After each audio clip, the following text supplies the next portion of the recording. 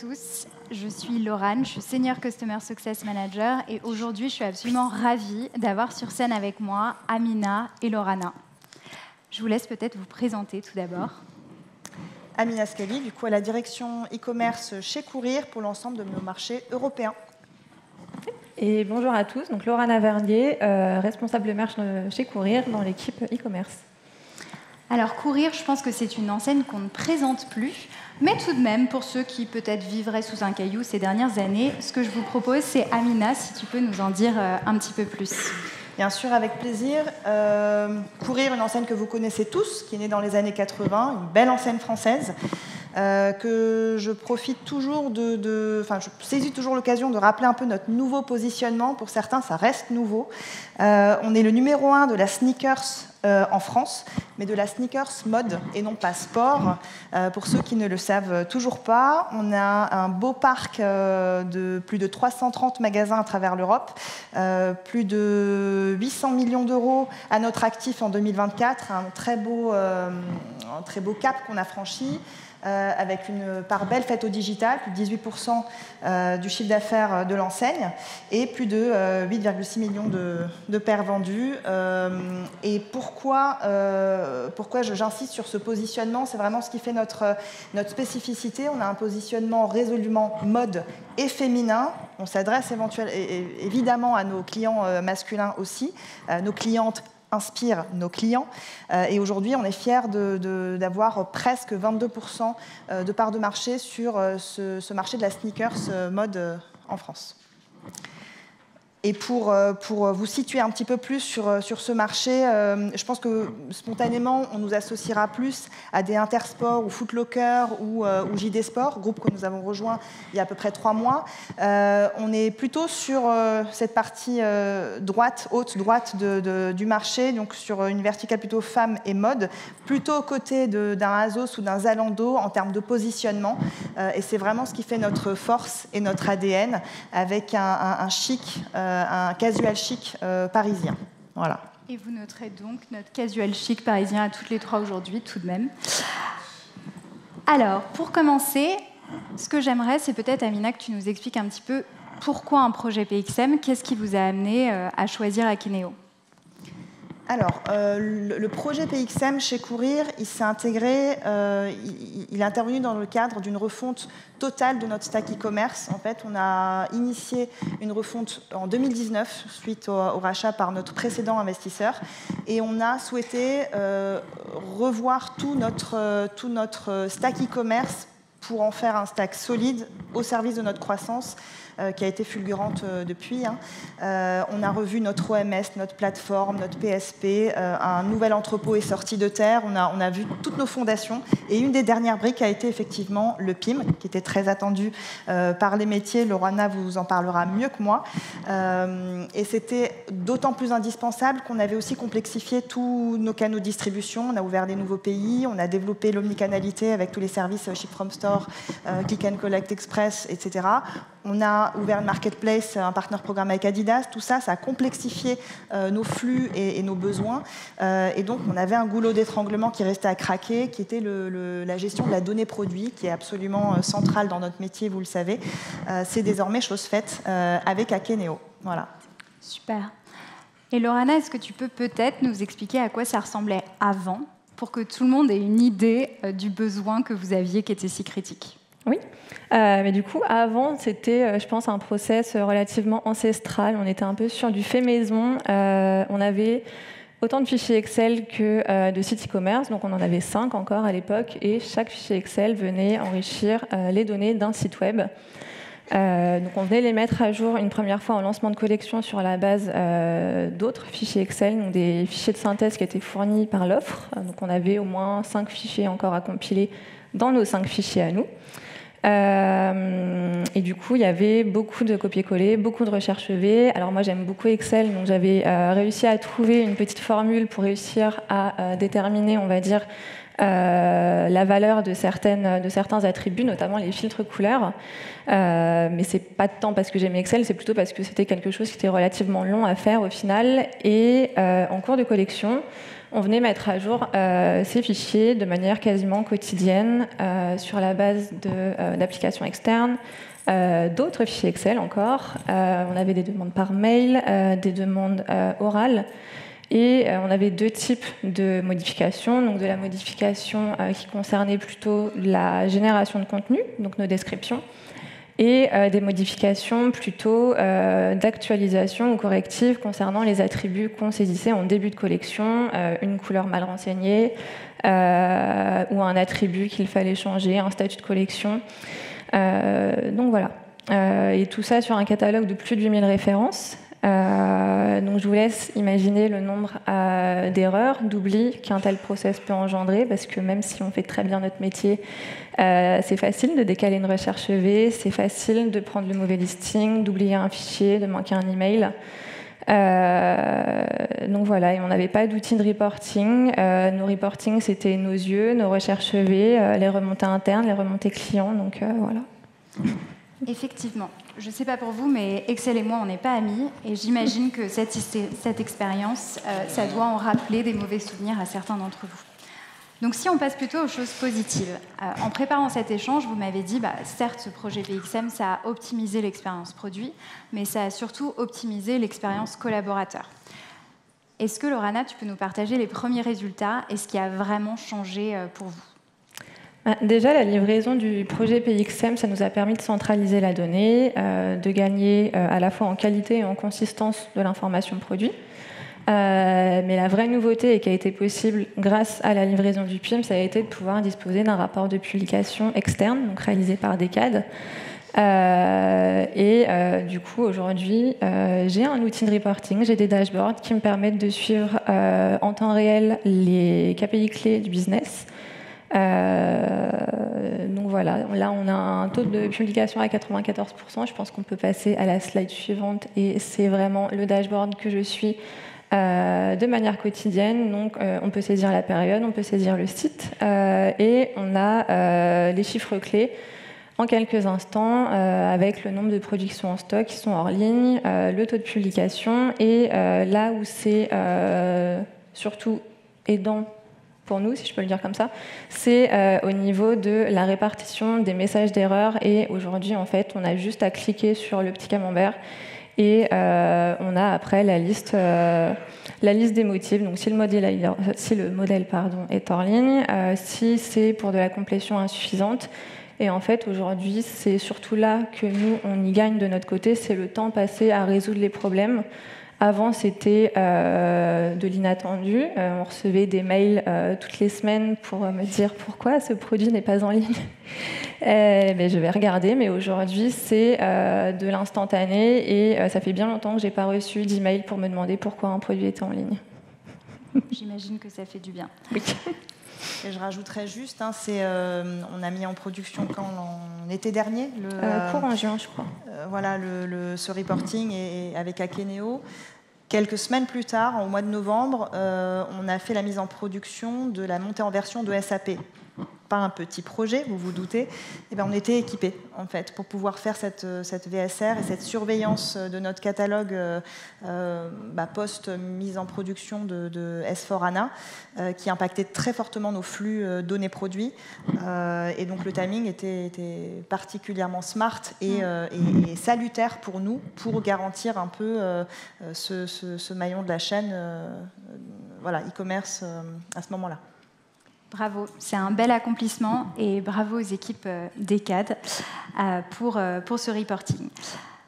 Vous avez gagné en visibilité, non seulement en réactivité mais en proactivité, mais je crois savoir que Decade n'a pas été le seul partenaire qui a été instrumental dans la réussite de ce projet. Et donc Laurana, je te propose que tu nous dises un petit peu plus sur le second partenaire qui vous a aidé. Oui, on a beaucoup parlé de l'IA ce matin. Moi, l'IA, ça a un petit peu résumé mon année 2024. On a réussi, grâce à BIAP, à utiliser l'IA pour enrichir nos fiches produits avant la livraison du PIM. On a pu aussi accélérer sur la complétion de l'information produit grâce à l'IA visuelle et sémantique. Donc, on a créé des prompts spécifiques pour chaque type de produit basés sur les attributs qu'on avait existants dans le PIM, donc les visuels ou les attributs texte, et tout ça pour générer du contenu contextuel et qualitatif.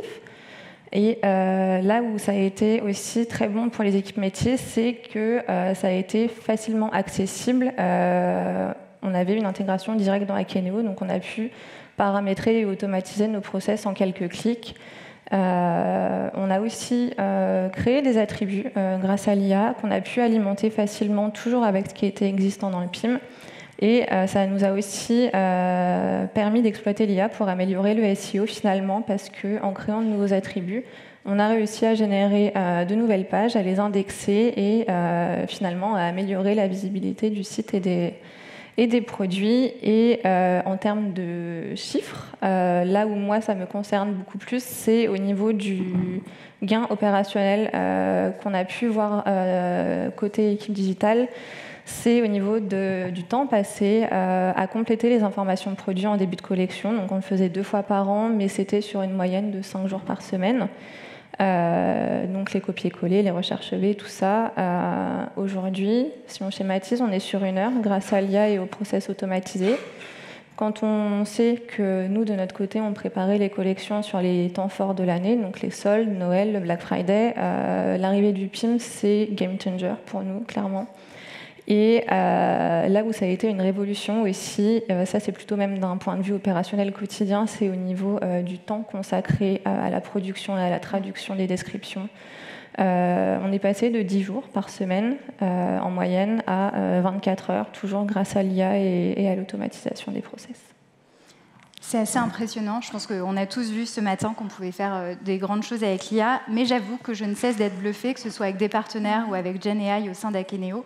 Pouvoir passer de 10 jours à 24 heures ou de plusieurs jours à 1 heure par semaine, ça reste énorme et je comprends pourquoi tu dis que c'est game changer pour les équipes.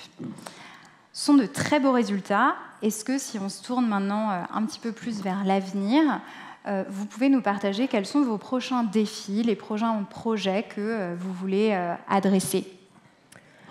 Alors les prochains défis pour l'année 2025, je pense que 2025, ça va être l'année de la consolidation. On a livré 2 très beaux projets en 2024 avec Akeneo et Splunk. Et l'objectif, ça va être clairement de capitaliser sur l'existant et de peaufiner les derniers détails techniques de ces 2 outils.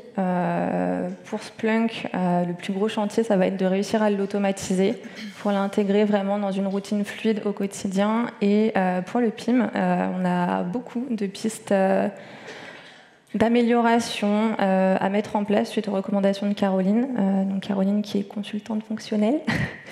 Et on a beaucoup de choses à mettre en place cette année, des petites améliorations. On pense notamment à explorer des pistes sur la création d'attributs et la complétion des attributs manquants. Et des attributs aussi plutôt correctifs. Des attributs qui nous permettraient de déceler certaines incohérences, notamment au niveau des couleurs, parce que les couleurs, il y a un vrai sujet dessus, c'est là où on a le plus de remontées au final internes aux clients, et c'est du coup une petite phobie pour moi, ces couleurs. Donc ouais, des attributs qui nous permettraient de déceler des incohérences entre les couleurs saisies versus les images ou les langues qui auraient pu être mal renseignées au moment de la reprise de données. Super. Je peux qu'abonder dans ce sens. Donc là, on se parle clairement d'IA. C'est voilà, le champ des possibles est encore large devant nous. Je mets juste un point d'honneur à dire que nous, on ne fera pas de l'IA pour de l'IA. Alors, il y a eu plein de présentations dans ce sens ce matin. On va partir en fait de nos besoins de manière assez méthodique, dire où est-ce qu'on a du mal à être efficace aujourd'hui et comment est-ce que l'IA va pouvoir répondre à ces points de friction de manière très accélérée, déceler les incohérences qu'on ne voit pas sinon à l'œil nu, créer des nouveaux attributs. Ce matin est évoqué, on a la même problématique intersport, on a des fournisseurs qui nous fournissent des données pas forcément homogènes, qualitatives, qui rentrent dans nos cases à nous, comme ça a été dit.